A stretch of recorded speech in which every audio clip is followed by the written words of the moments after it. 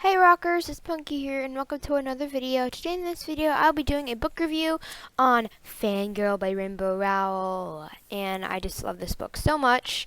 And I'm going to dive right into this and read a short summary about what this is about. Kath is a Simon Snow fan. Okay, the whole world is a Simon Snow fan. But for Kath, being a fan is her life, and she's really good at it. She and her twin sister, Ren, ensconced themselves in the Simon Snow series when they were just kids.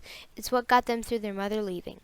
Reading, rereading, hanging out in Simon Snow forums, writing Simon Snow fan fiction, dressing up like the characters for every movie premiere. Kath's sister was mostly grown away from fandom, but Kath can't let go. She doesn't want to. Now that they are going to college, Ren has told Kath she doesn't want to be roommates. Kath is on her own, completely outside of her comfort zone. She's got a surly roommate with a charming, always-around boyfriend, a fiction-writing professor who thinks fan fiction is the end of the civilized world, a handsome classmate who only wants to talk to her about words, and she can't stop worrying about her dad, who's loving and fragile and has never really been alone. For Kath, the question is, can she do this? Can she make it without Ren holding her hand? Is she ready to start living in her own life? And does she even want to move on if it means leaving Simon Snow behind? Okay, so like in my last book review, I am going to first talk about how Fangirl was written, and I really liked the way it was written because I don't know, like it made you feel connected to Kath. Like many of the things that is like happening with are happening to Kath, not her parents leaving, but like everything except how obsessed she is with the fandom. It's like, wow, I can really relate to that, and I think this made me feel very related to Kath, even though I'm not in college yet.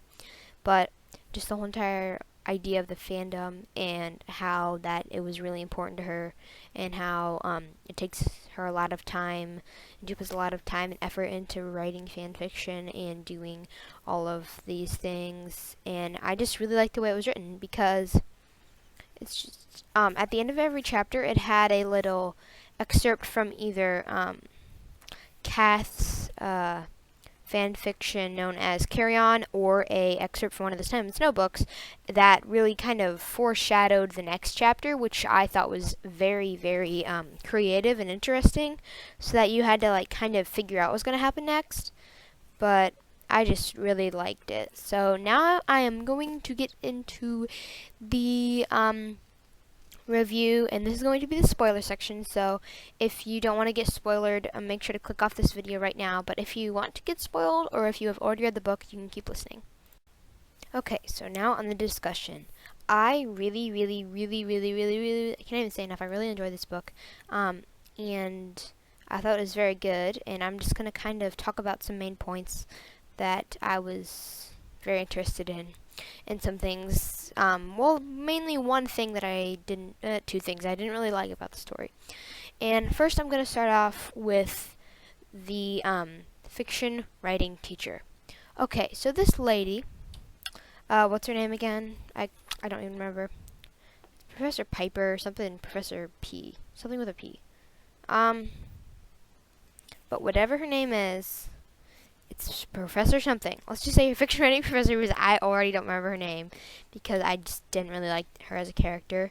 Okay, this makes no sense why she's like, oh, Kath, you're such a good writer. I've read all your stuff, but the stuff that you really like to read, and I mean, really like to write about and are really good at, oh, no, you can't do that because that's not real writing.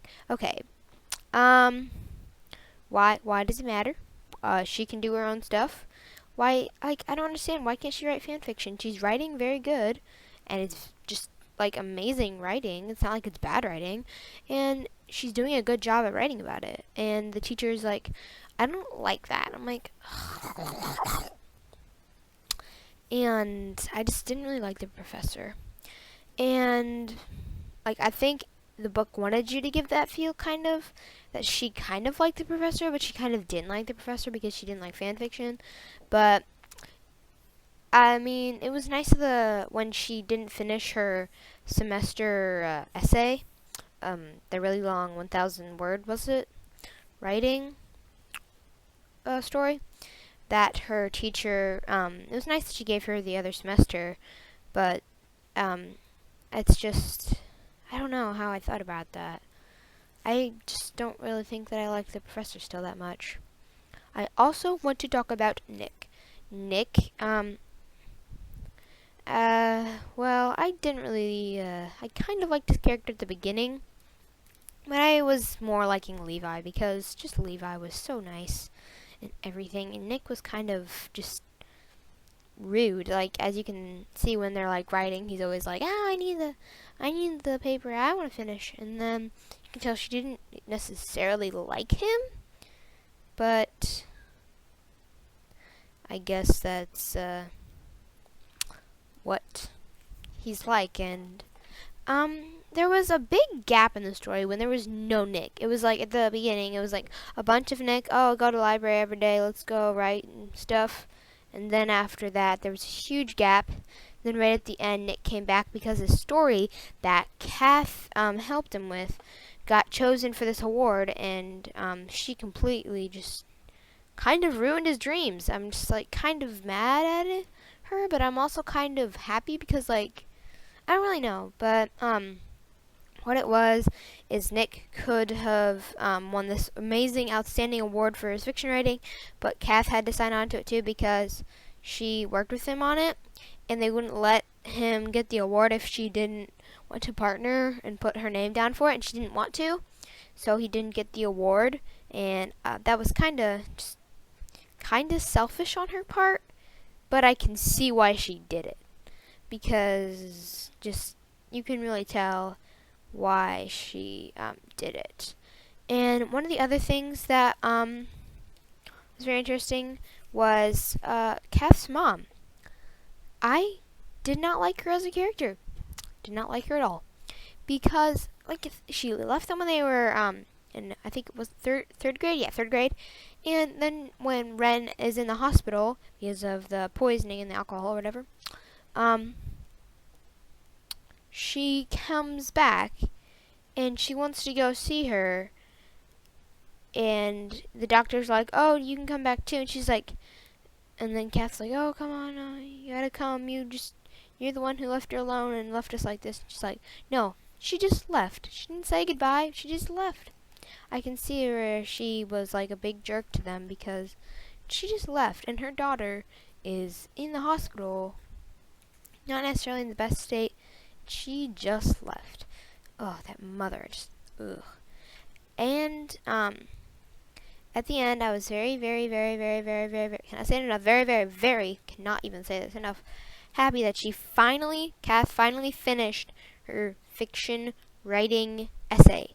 I was just like, this better get done, because like she kept putting it off, and I'm like, okay, so now you're gonna fail the class. But then she gave her the extra days and stuff, and I was just like, God, you need to get it done.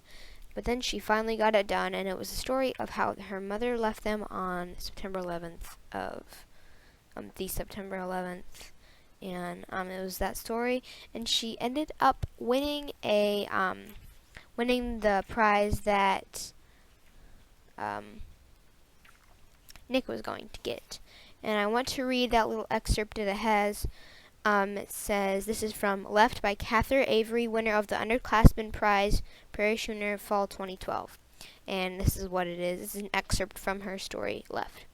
The problem with playing hide and seek with your sister is that sometimes she gets bored and stops looking for you. And there you are, under the couch, in the closet, wedged behind the lilac tree, and you don't want to give up, because maybe she's just biding her time, but maybe she's wandered off. Maybe she's downstairs watching TV and eating the rest of the Pringles. You wait.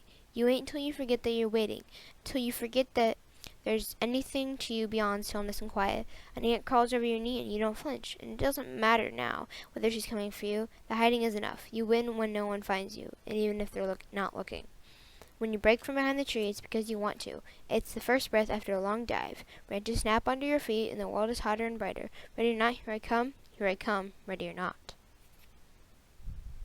It's just beautiful in the way that this happened, and I loved it so much. This was a very, very good book. Oh my gosh, I loved it so much. I recommend this to you if you enjoyed The Fault in Our Stars. It doesn't have any of the death and cancer, but it has like, just have like the same feel, like the characters' humor and stuff. Well, Maybe it's more like paper towns. Yeah, it's nobody leaves or dies or anything, but it's just with the feeling of coming of age and just like how the characters are written. It feels similar to John Green books, in the way that the characters are written, but not in the storyline because storylines are not familiar. So read this book if you liked Paper Towns, and if you're a fangirl, definitely read this book. You have to read this book. And I also found that Simon and Snow is really similar to Harry Potter.